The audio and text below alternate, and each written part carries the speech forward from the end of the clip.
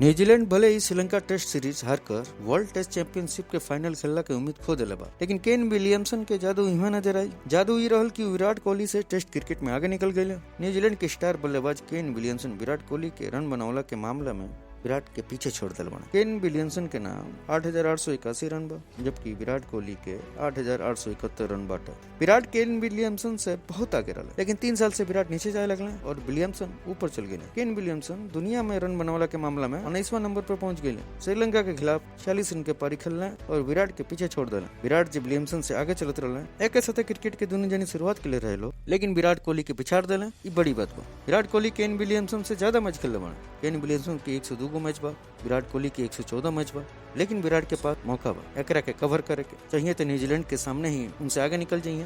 Williamson चाहिए तो रन के फासला आगे बढ़ा सके। का लागत बा न्यूजीलैंड सीरीज में विराट की फासला मिटा दिया? वो आए वाला समय बताई।